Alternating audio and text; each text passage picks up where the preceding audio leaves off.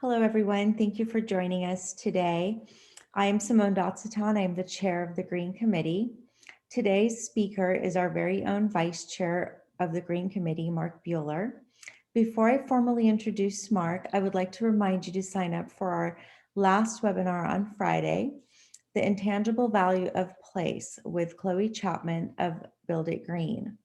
Mark is a state licensed certified residential appraiser at CMP Appraisals with over 25 years of experience.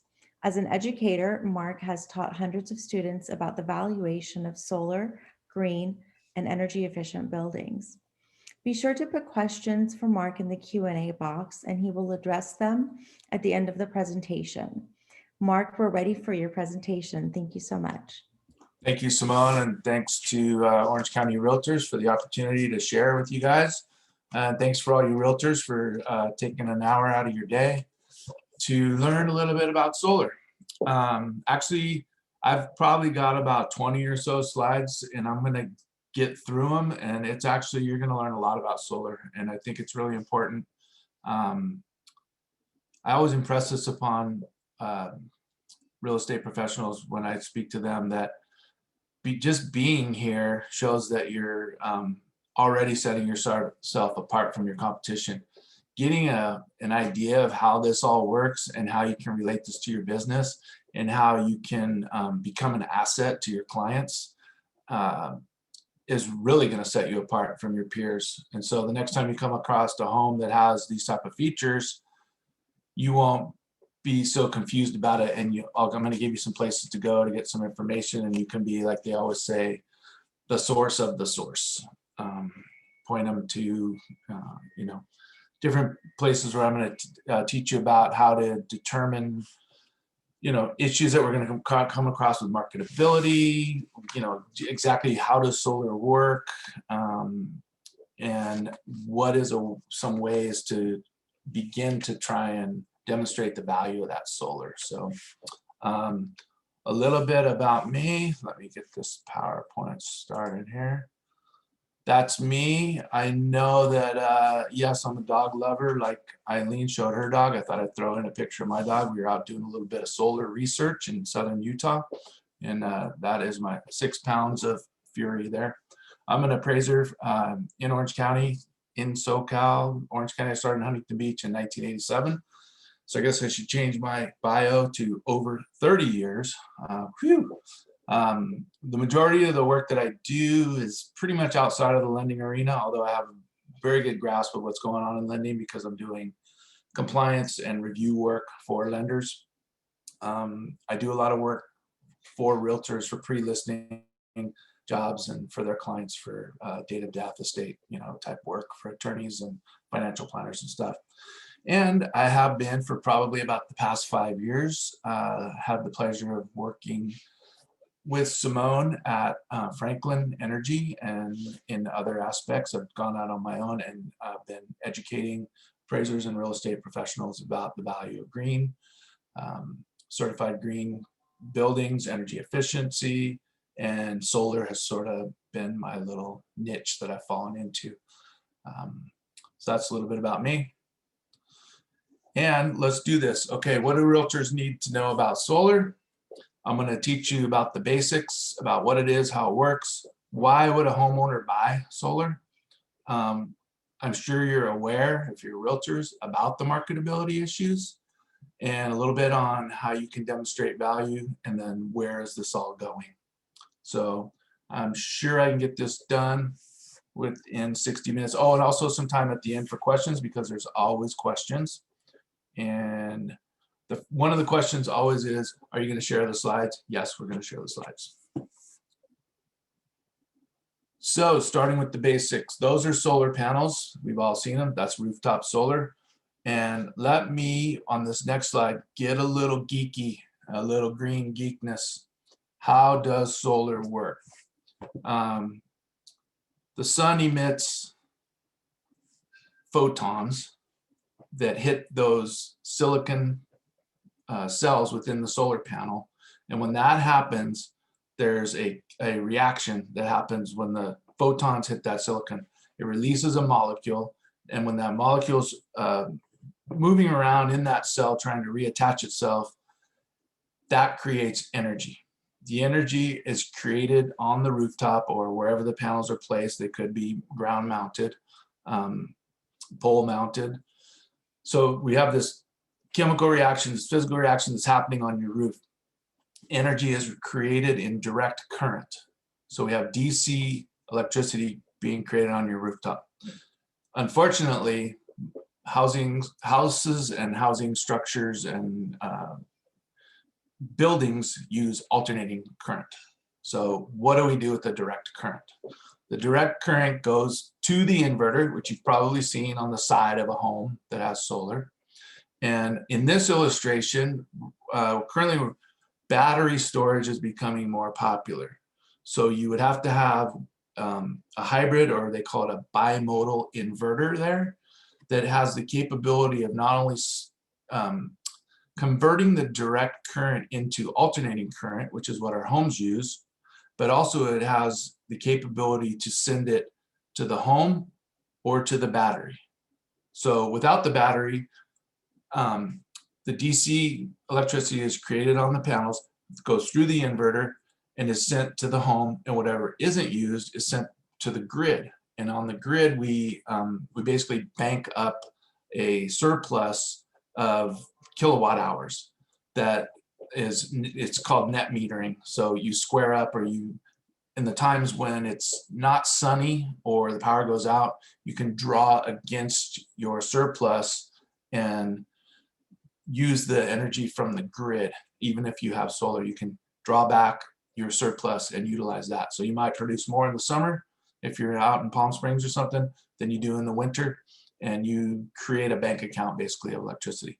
The interesting part of this illustration is the battery. That's the new thing when power goes out, and more often as a hedge against time of use pricing that the utilities are now giving us. So what I mean by that is we're charged a certain amount per kilowatt hour. I'm down in South Orange County. I buy from San Diego Gas and Electric, and they quote 16 cents per kilowatt hour. Well, that's their lowest rate. From 4 p.m. to 9 p.m., they bump that up. And so what you might do is store it in your battery, and then at 4 p.m., go to your battery storage and use your electricity off of that. And also, solar is on demand. It's only coming into your house and being produced when it's sunny outside. So you're not getting any juice, any energy to your home when it's dark at night. So you could also draw off your battery there. So we're going to see more and more of this, but basically that's the way it works. Sun hits the panels, creates direct current, goes through that inverter. Inverter sends it to the house, to the battery, or to the grid, depending on what you're using at the time. Why would somebody buy solar? What do I hear about solar myself? It's so expensive. It's not worth it. The return on investment doesn't make any sense. What do you hear from the people who sell solar? Your house is going to go up in value by 25 grand if you buy this solar. Well, maybe. That depends. And I better preface any question that's asked to an appraiser, to this appraiser, is usually answered with, it depends. That's pretty much my pat answer to anything, any question that comes. So will it increase property value? Probably, but it depends on, how much solar did you put up? What direction is it in? What neighborhood are you in? Those kinds of things. I mentioned the hedge against the utility rate increases. The utility prices, I don't know if you've studied your bills or looked at the historical billing. I've been buying power from San Diego Gas and Electric for over 20 years. I can't recall a time when they dropped their prices. So the price of the energy is increasing, and it seems like that's the way it's going to be. The price of solar, which I'm sure you haven't tracked, it's declining significantly. So as the price of solar goes down and the cost of energy goes up, the return on investment is shortened. And I've got some slides and stuff about, what is the ROI and how long does it take to get back to that point, because anybody who asks me about solar, now let me get this out in front of you. I don't promote solar. I don't have it on my roof. I'm not for or against it. My job is to explain to people how it works, and when I teach appraisers how to deal with it in the valuation aspect of it, and in this particular case here for realtors, how to better understand it and how to market it and how to explain the value to your potential buyers. So we've got the hedge against utility rate increases that are definitely, not going to stop. And as utilities go up and solar prices go down, our ROI decreases and increase in property value. It depends, but I would say yes, I could prove an increase in property value pretty much every time. And we're going to get to this area on one of these slides where in certain cases, an appraiser is allowed to determine contributory value in the case of a purchase transaction or a refinance when an appraisal is ordered. In many cases, the ownership is, if it's not 100% outright owned by the Fannie Mae Guidelines, the appraiser is not to give it any value. And we'll talk about that when we get to that slide. This is an illustration of what's happened in the last 4 or 5 years. Solar prices have dropped by 20%. What I'm not showing you is how 12 years ago, solar was $8 a watt. So it just continues to drop and drop and drop. Why does it drop like that? Well, the reason why it's dropping like that is because of competition and technology and the marketplace. There's a lot of people out there trying to sell their product, and they're building a better mousetrap every year, a more efficient, a higher wattage, and it just continues to drive the prices down. So this price here at $281 per watt, when I calculate, and I'm going to get to it at the end, the discounted cash flow on really like what in terms of the cost of electricity from Southern California Edison or San Diego Gas and Electric, or even PG&E if anybody's on from Northern Cal, what is it really worth? How much will those 10, 20 panels up on my roof produce in kilowatt hour value? And we calculated a discounted cash flow of that income stream over the warranted lifespan of the panels, which is typically 25 years. So it almost always comes out higher than $2.81, and it's directly tied to the cost of energy. So when I teach my solar class in Denver or in Phoenix, the valuation comes out lower by that model because cost of energy is lower. It's much lower than here. So we can claim to be number one in a lot of things, and we can claim to be number 2 in energy costs. Hawaii's got us beat on that, but we are one of the highest cost electricity and energy states. So we can see there, costs come down. Here's the price of the utilities. SDG&E between 2009 and 2019 has gone up by 100%. PG&E 85%, Southern California has some 48%. I'm seeing a trend here that I don't really like, but it's just the way it is. The prices are increasing. I'm not sure why between 2018 and 2019 SDG&E's dropped, but over time, the cost of electricity is going up. And as you saw from the previous slide, cost of solar panels is dropping.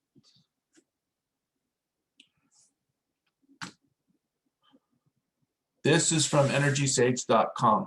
I want to point you to some of these resources. Like I said, you could be the source of the source. If you want to, send your sellers, your buyers, some information on solar or point them in a direction where they can learn more about it, EnergySage.com. It's a little bit salesy when you get on there, it's trying to sell you solar, but there's great information when you dig in there. And there's actually a map. I'm not sure if I put a slide in here of it, but there's a map that gives us county by county the average price of solar installations in the county for the past year. So you can see from solar installers how much it's really been costing. So this right here is basically telling us that in 7.4 years, you're going to get your initial investment back. That is why when my friends or other people ask me, what do you think about solar? Should I get solar? One of the first questions I would ask them back is, how long are you planning on staying in your home? Because it's not the cheapest thing you could buy to actually reduce your energy bills. But that's a class for another day, which is actually tomorrow, I believe. Take the NAR Green Designation course, learn a little bit about building science, and solar may not be the best option for you. Perhaps insulation, air sealing, and sealing ducts and such might be a better way to go to reduce your bills. But in this case, they're saying it costs 30 grand to buy. This slide references a 30% federal tax credit. That has gone to 26%. It was scheduled to drop to 22% in the year 2022, and then it was set to expire. At the end of the last administration, they extended the 26% federal tax incentive out for solar for 2 years. So we're going to be at 26% for the next 2 years. And after that, just stay tuned. The way that they had it originally set up is it would go to 0. So anybody who's thinking about it and wants to get 26% off, I would say do it within the next couple of years. Okay, here's an interesting story about the return on investment. That picture that we're looking at right there, that's one of the first, excuse me, I'm gonna grab some water. That's one of the first Tesla solar roofs installed. That is in the South Bay, San Jose area. And what you're looking at is Tesla roof tiles. Not every one of those tiles has photovoltaic capability. Probably 40% of that rooftop is solar tiles. The rest of it is just matching tiles. Ideally, the solar photovoltaic tiles would be pointed due south because that's our optimal direction for solar access to get the most production out of your PV panel or tile. So I touched on what's up there at the top. So energy is increasing, return on investment is shortening. The cost is down to 281. The last time I did this, it was 305, like a year or two ago. The last time I updated this thing. Currently, we're at 26% federal tax incentive for solar roofs, Tesla roof. Let's get this straight. Tesla isn't the only player in this game. They're the big name out there, but there's a number of manufacturers out there that are putting solar tile roofs on homes. So Certainty, Luma, Suntegra, they're all in the same game. When it comes to battery storage, there's a number of different companies out there. From my research, the Tesla Powerwall is the best bang for the buck. It is a 14 kilowatt storage battery that costs $7,500 plus installation. So you're looking at $500–600 per kilowatt, which is good compared to the other ones. So the story with this roof is this guy needed a new roof. He's going to have to buy a roof. The roof's going to cost him, I don't know, what is the roof, $10,000–$20,000. Then he wanted to put solar on there, enough solar to overpower his home, because it's not a bad idea to put more solar on your home than you need, because times they are a changing. One day we are probably all going to be driving around in electric vehicles. So you want to pre-plan for these types of things. Families shrink and enlarge. How many people are living in this house?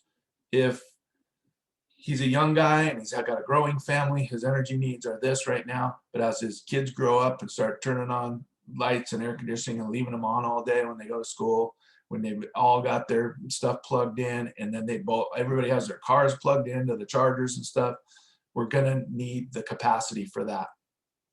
So, and then also on the flip side of that, the boomerang kids that come back home and you know, to the parents that thought they were empty nesters, you know, it doesn't hurt to plan for the future. So this guy needs to put a roof on his house. He's going to get a traditional roof, put solar panels on the roof, and at the time, panels were probably $4 a watt. So he's going to put up, you know, a 10K system. That's $40,000. The roof is another, say, 10, 20 grand. You're looking at $50,000 to $60,000 right there. So he gets in line at Tesla because there's a waiting list. Tesla quotes $21.85 per square foot of roofing material, be it photovoltaic or not. But on average, that's what it is. That's what they quote. The next slide, I believe, is an actual scenario where it turned out to be closer to $35 a square foot. So at the end of the day, the return on investment for this guy, it wasn't that awesome. But he could puff up his sleeves and say, yeah, I got the Tesla roof, when he goes to the, you know, the wine and cheese party down the street when nobody else had it. So, you know, this is a, you know, up and coming technology at the time when this guy put this roof on, and it still is. Question when you get a chance. Okay, I'm going to come up for air. Simone, you got a question? Yeah. The question is this price per solar panel in relation to cost per watt on the panel? Price of the Tesla roof? I'm not sure. Can you read that to me again? Sure. Is this price per solar panel in relation to cost per watt on the panel? No, I think these are two different things. So on average, the traditional, you know, big black solar panels, they're currently at, you know, under $3 per watt. So we tend to talk a lot about these things in watts, but your salesman's going to talk about it in kilowatts. So there's 1,000 watts per kilowatt. The Tesla is talking about it in square footage coverage of your roof.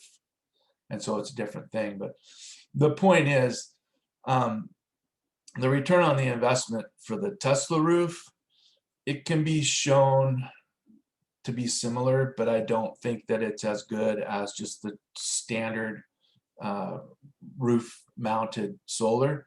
But there's also issues that come along with that. You know, what if your roof isn't in good shape and won't last as long as the panels? So these solar companies are aware of that. I've seen solar companies that have morphed into solar and roofing companies. So not only will they put solar up on your roof, they'll give you a new roof, or they'll put, you know, they'll repair the roof and make it so that you don't have, if you have to replace your roof and there's solar panels on it, that's a bad thing. That's a problem. So this next slide is. Sorry, Mark, we have a couple more questions if you want me to address those now. Sure. Okay. How is ROI affected by subscription model solar programs like Tesla's, where you don't buy the panels outright, but pay a monthly lease and maintenance fee? I heard it's less than $200 per month. My electric bill is always higher than $200 per month, so it seems like a no-brainer. And another question is, does it take a roofing specialist, not a regular roofer, to install the Tesla roof? I would imagine yes to that answer. I would also imagine yes to that answer. I don't know for certain, but I would assume that Tesla has their, you know, contractors that have to go through the specific training. And in answer to that first question, I would agree with that. It is a no-brainer.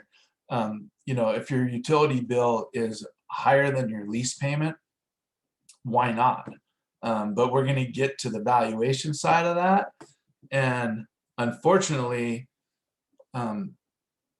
solar panels that are leased or under a power purchase agreement or some kind of a loan arrangement are not eligible under the Fannie Mae Guidelines for us as appraisers to give them contributory value. So that's the downside to that. But I agree, and I've always said one day I'm going to write a white paper on the fact that there is indeed value to leased solar panels. But it's the idea is like, I can't sell you my leased car until I pay it off. And this is a marketability issue that we're going to talk about. Leased solar panels can become a big pain point for realtors. So this is the real life scenario here on the Tesla roof versus on the right hand side, the standard roof. They put a high quality roof on for $37,000 and put solar panels on for $29,000, and they added in battery storage. And they came out, you know, about the same. And what else have they got on here? They're saying that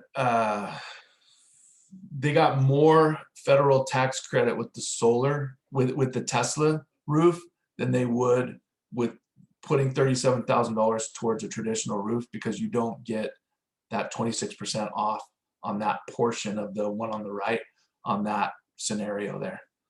So they're looking at over time, you know, subtracting off the value of the energy that they netted 4,000 in the one instance over 30 years with the Tesla roof. So I just thought that was kind of interesting as an example of return on investment and comparing the two.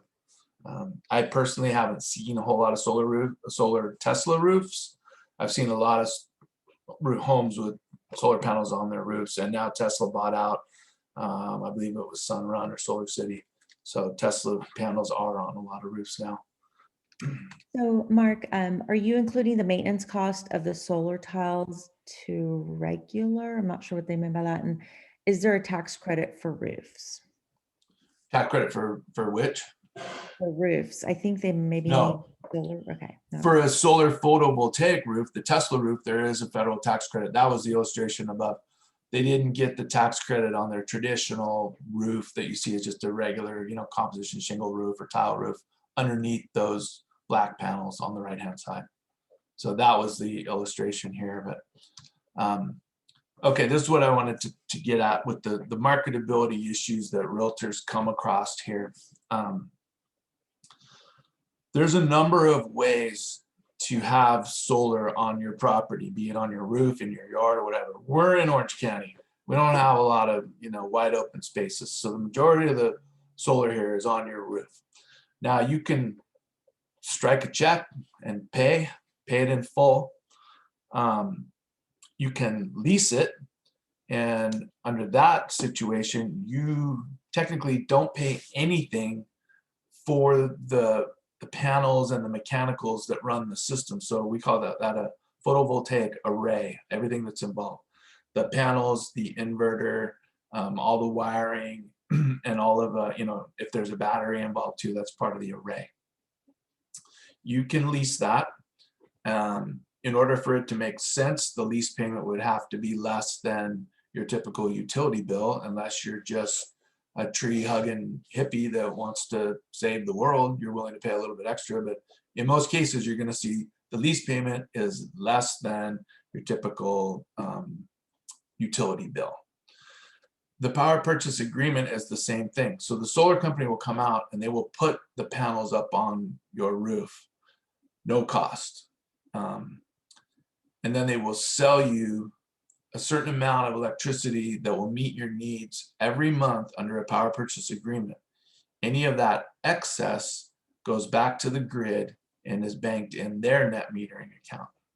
Now, it's also important to note on this federal tax credit rebates and incentives, under a leased solar or a power purchase agreement, the homeowner doesn't receive that. The solar company receives those rebates. So that's an important thing to know. That 26% does not apply unless you are purchasing it yourself. Purchasing it with a solar loan is where things for appraisers get a little bit tricky, because if they've purchased it with a solar loan, and many of these solar companies have now their own financing arms, just as a new home builder might, you know, have finance for the mortgage within their sales office. So one of the popular ones around here is Mosaic. Some of the big companies have their own finance arm. So if you don't have the $20,000, $30,000 that it costs for the solar, they're more than willing to extend credit to you and to and finance it for you. Typically, what you're going to see is they're going to file a UCC1, which is a personal property lien on their equipment, because it's theirs until you pay it off. So you satisfy that lien, and you've completely paid off all your payments, and that loan is now paid off. I'm talking about solar loans here, not lease or power purchase agreement, solar loans. The solar loan company files a UCC, and that's filed with the Secretary of State. If you were going to go and try and find one, California Secretary of State. If there's a UCC1 filed, or in some states, UCC2s and 3s, appraisers are not to give value to that, because the true owner of that property is laying claim to it until the lien is removed and satisfied, which means paying it off. So what does this all mean to a realtor trying to sell a home that has solar on the roof? This means a pain in the butt, to be honest with you. And this is what I've heard from realtors. I'll never take another house that has solar on the roof. Oh my God, what a bunch of paperwork and rigmarole I had to go through with this. What most often happens in these situations, in order to facilitate the transaction, is your seller is going to have to take care of whatever agreement they've gotten themselves into. Whether they have to pay off that lease to satisfy the leasing company, whether they need to satisfy that PPA, that power purchase agreement, or pay off that solar loan. Because a buyer isn't going to come into the deal and say, oh, great, you have $30,000 left on your payments on your solar. That's awesome, but I don't want to pay $30,000. You know, maybe I'll give you 10. So that's the negotiation process that you have to go through. An agent who takes a home with solar on it needs to understand this stuff. You need to get the paperwork and find out, what are we dealing with here first? Because if we have a lease agreement, not only do you have to now sell the home, you have to sell the lease on the solar. Now, granted, today, you could, you know, you're going to have people lining up down the street to buy a house because this is what we're in currently. But this isn't what it always is. We're not in this crazed, you know, seller's market forever. So you're going to have to sell the house, you're going to have to sell a lease, or you're going to have to get your buyer to make some type of a concession. And most often that concession is going to involve the buyer satisfying whatever agreement they've agreed to. Again, when somebody comes to me and says, should I get solar? How long are you going to stay in your house? You know, you need to think about this. And I know that people have to move for whatever reason, and they have to, you know, their plan doesn't work as they thought and they have to leave early. Well, that's going to most often be on the seller. So get that paperwork, read it carefully, and understand what you've got there, and familiarize yourself with this, because these agents and realtors that are telling me, oh man, I'll never take another listing with the solar on the roof again. To me, that spells opportunity. The person who understands this stuff and can sell the benefit of this stuff, this solar and all of this, you know, energy efficiency, they got a leg up on everybody else. And if there's a realtor out there that doesn't want a listing because it has solar on the roof, jump in there and take it. Heck, I was thinking about getting my license myself, because I could sell the heck out of a house with solar on the roof and prove the benefit. Now, if the buyer is going to be stubborn and they don't want to take it over, that's fine. Then you're going to have to go back to the seller, and that's what you guys are good at: negotiations and making deals happen. So yeah, there's a solar loan. If by chance there is no UCC filing, then the appraiser can consider giving contributory value to that solar array that has a loan on it. PACE, I'm not so sure we want to talk about PACE, and in considering the venue here, the Orange County Association of Realtors, but let's just suffice to say that PACE is a marketability issue also. PACE stands for Property Assessed Clean Energy, and that is, if you look at the property profile of a home, and you see that their property taxes were $3,000, $3,200 a year, you're looking at the annual increase in property taxes. You know, $3,000, $3,200, $3,400, $14,000. What happened that year? Look down into the special assessments. There might be a property assessed clean energy, PACE. What that is it's a tool, it's a method to pay for, in a way, energy efficient improvements that are paid back through your property taxes. So that's why we're seeing this radical increase in the annual property tax numbers. So that is the reason why it becomes a problem, is because it's a super lien. It goes in front of the first trust deed in any refinance or purchase transaction. That property assessed clean energy, that tax assessed, has to be paid off before the first, or if there's a second. So it becomes a super lien in front of everything. Let's just suffice to say there, PACE is a marketability issue just as much as leased solar power purchase agreements and solar loans. And that's why if you get a handle on this stuff and you can navigate through these muddy waters and figure out what you're dealing with and smooth that transaction out for your client, you're going to be an asset. Is there any more questions in there, Simone?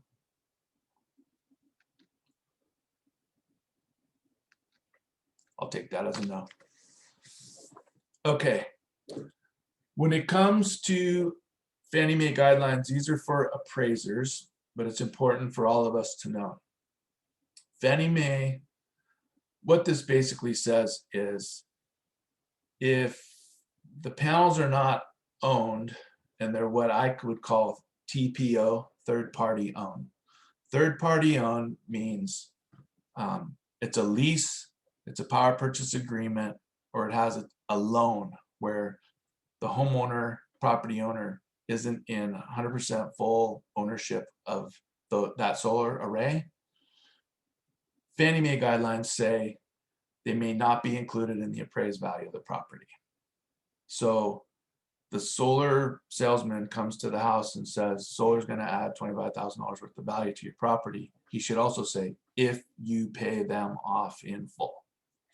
So this is the rule when I teach to appraisers, and I tell them, you know, we're under no obligation to consider giving contributory value to solar if it's leased under a power purchase agreement or has a solar loan with a UCC filing. They all breathe a big sigh of relief because they're not really that well versed on how to determine the contributory value. So the first question a homeowner or an agent might hear about from an appraiser about the solar is it leased or owned?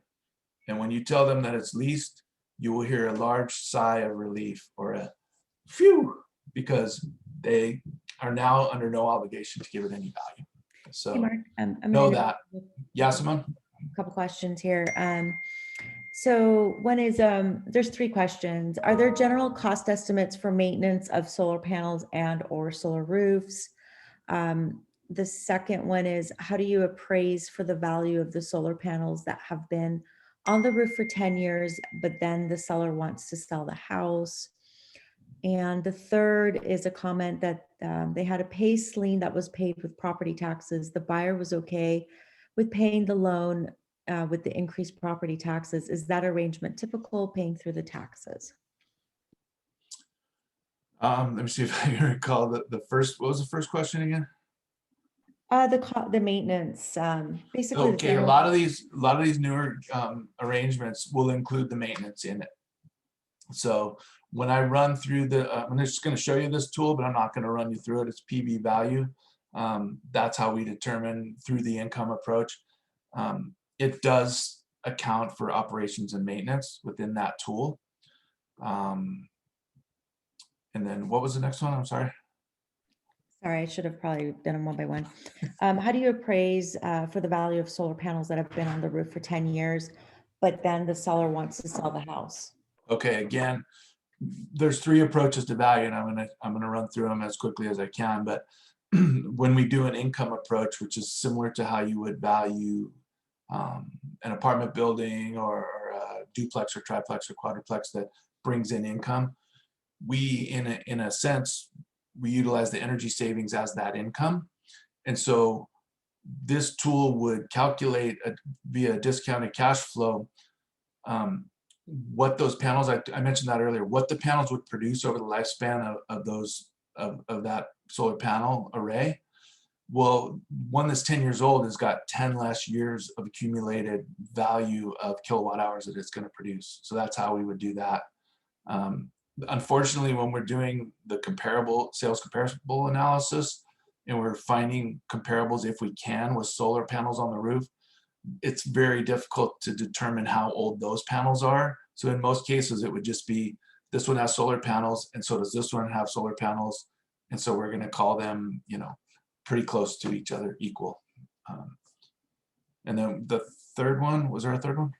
Yeah, the third one was regarding the pay ceiling that was paid with property taxes and the buyer was okay paying it with the increase. They wanted to know if that is a typical arrangement. In today's market, probably, but in the past, no, I wouldn't think so. What would normally would happen is on a refinance situation, it wouldn't subordinate, so they would have to pay it off prior. It becomes real sticky for lenders. Lenders, if there's any lenders on this call, they probably chime in or have more knowledge about that than I. But that has to be taken care of first thing. So I don't know, as a buyer in a typical, stable market with supply and demand in balance, if that would be common at all, because I don't know. I'm sure it's case by case. Again, the appraiser answering me, it depends. Okay, when we're gonna fill out the MLS, there's some do's and don'ts. It's very important that you fill it out and give because this is where appraisers get their information. So this is our source of data, and that's you, the realtors who input this stuff. So let us know if it's leased or owned. That's number one. And then the size and age of the system. From that point on, we can do a pretty good job of calculating and knowing if we're even to think about giving it value. If there's a lease or power purchase agreements or system warranty, yeah, let us put that into the MLS, because that doesn't pertain to appraisers, because once we know it's lease or power purchase agreement, we're off the hook of giving it any value. But for buyers and sellers, that's going to be important. I wouldn't be opposed myself to assuming a lease or taking over a power purchase agreement if the terms were favorable. And by that, stating the seller's utility cost savings. But don't say it's gonna, here's the do nots. Don't say, oh, it's gonna, I guarantee you're gonna save $100 a month. So do not say the panels are gonna cover your whole bill. They're gonna save you $56, or they make this an energy efficient or green home. Don't go out on a limb and do that. So describe it accurately, but please describe it in some way, especially if it's owned. You wanna pump that up. Okay, does solar really increase the value of homes, Mark? If it's owned, yes, definitely, I would say so, especially in our market. And again, it's tied to the cost of energy. So it does, it increases the value. Here's an empirical study that you can direct people to, Selling into the sun. They studied thousands of homes and came up with about $4 a watt. 22,000 homes in 8 states. 4,000 of them had solar PV systems, and they, on the resale premium, they came up with $4 per watt. So Lawrence Berkeley National Laboratory, it's a government publications. They've got this Selling the Sun program that has a ton of information on this stuff. Here's one that they did appraisals. The appraisers did a study in 6 states: California, Florida, Maryland, North Carolina, Oregon, Pennsylvania. And they came up with a paired sale analysis, and they looked at a bunch of homes too, and they came up with a price per watt that again came up about $4. I believe this study was $3.78.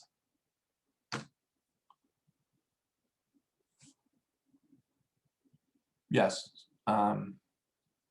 Yep, 43 paired sales premium of $3.78 per watt. So there's some data, some real data on, a deep study, a deep dive into this over, I believe, a 10-year period or so.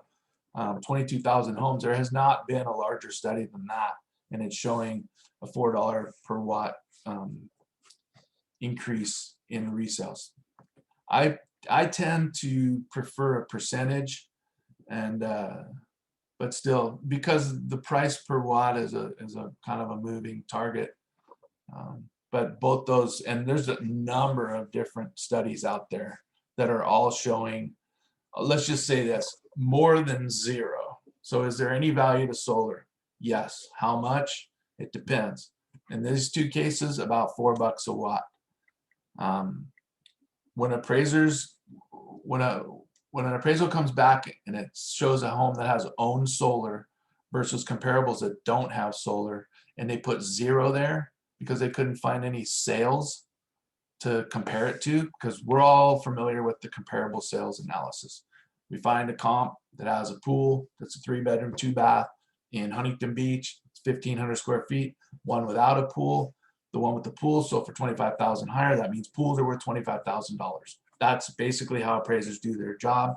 They extract adjustments from the market. This guy was willing to pay for the same exact house with a pool, $25,000 more. Well, this is when I teach to appraisers, this is kind of a revolutionary idea that takes us back to appraisal 101, our beginning classes when we got licensed. There's actually 3 approaches to value. There's the sales comparison approach, which most directly emulates the market and the market reaction to these types of amenities, be it a boat dock, a pool, an ocean view, you know, all these different things. And if we're able to choose comps accurate, you know, properly, and we get good data, we can pretty accurately extract out the adjustment for these individual items. Well, the revolution and the realization that I give them is when we went to appraiser school way back when people used to like eat in restaurants and go to movies and stuff, we learned the cost approach and we learned the income approach. The cost approach, I would say for me in valuing solar, is given the least consideration. But the income approach, this tool right here, the PV value tool, you can sign up for it. It's free, pvvalue.com. Play around with it. If you have the address of the property, the age of the system, and the size of the system, if you want, you can just utilize all the defaults within the system to move through it. I do a much deeper dive into this with appraisers where we more accurately describe the tilt of the roof and the direction of the panels and different things. But it's a very intuitive program. It will know where you're buying your energy from, what the current interest rate is, because it calculates a discount rate that way. And at the end of this program, if you've got a 7-year-old system, it zeroes out years 1 through 7, and it gives you a running tabulation of a discounted cash flow from years 8 through 25, because solar panels are warranted for 25 years, most typically, the newer ones. And it does what we call a discounted cash flow, which it's some high level math that this program does for you. But basically what it's telling you is this is the net present value of the future energy to be produced by this particular system on this particular house in this exact location pointed in this direction over the remaining economic life of the panels, which is the warranty life. So it's really cool. And like I said, if the average cost of solar after the tax incentive is $2.81, I'm always getting higher than that. So the cost approach, if solar costs $2.81 or $3 per watt and I'm getting $3.50 or $4 per watt via this method, I'm going to get a lower number on the cost approach. I'm going to get a higher number on the income approach. And then on the market approach, the sales comparison approach, I'm going to get whatever I can get if I can find sales. And so at this point, I have 3 different models of valuation. I have the market approach, the cost approach, and the income approach. Now it's my job to reconcile those 3 things against each other and say, I put most emphasis on the market approach or the income approach and reconcile to a single point value just for the solar attribute. We do the same exact thing when we determine the value of a home, but we're doing it with 3 or more sales comparables. We may have a model match from our street, the same view and everything, all the physical amenities are the same. And then we may have 2 from the neighborhood that are less similar, and we might say, I reconcile most emphasis onto comparable number one because it's a model match, it's the most recent sale, and it's, you know, the best indicator of value. We do the same thing when we're trying to determine what solar's worth. Hey, Mark, since you're taking a breath, I'm going to ask you a question. So someone wants to know why you don't own solar. I live by the beach. My electric bills are low. So for me, and I move around also. So the longest I've stayed in the house was I think 10 or 12 years in Laguna Niguel. So for me, I don't have high electricity bills. And when you take the NAR green designation course, you're going to learn that there's a lot better ways to lower utility bills and a lot more price effective ways to lower your utility bill than slapping up a bunch of solar on your roof. And that's a great segue into this slide, unless we have more questions. Yeah, we have one more. Is there typically maintenance needed to be done by the homeowner to the solar system at a cost when the seller purchases solar outright? Or is that typically included in the system for a period? If included, how long is it typical? I'm not sure exactly how long those maintenance agreements are in place, but they do sell them that way. Otherwise, it's pretty low maintenance. I mean, they're on a slope. So even if it's even if you're in an area where it's snowing, they generate heat. So the snow will slide off. You got to keep them clean, you know, if you and keep them out of the shade. You know, you may have to trim some trees, or you know, if the trees drop onto them, you just need to brush them off and keep them clean, because you know, if they get piled up with dirt, they're not going to produce as efficiently as they could if they were clean. That's pretty much maintenance. If they break and you own them, that's on you, unless there's some type of, you know, warranty system involved in that, along with the maintenance. If they break and they're under lease, that's on them. It's their material. So we're talking about, I was going to segue into this, and I might have gone off track, but changes in the building codes. Zero net energy is a thing that is required of new construction. So we're going to see solar on the roofs of new construction homes. And that's going to be a thing that we're going to have to deal with. Those homes are not always going to be new. At some point, they're going to become resales. So this is why it's incumbent upon you to get a grasp of this stuff. These builders are not always just including it. A lot of times they're leasing them, and they're financing them. So these are, you know, these are marketability issues that we're going to have to be aware of and learn how to deal with. So, and I mentioned that the solar investment tax credit is expiring.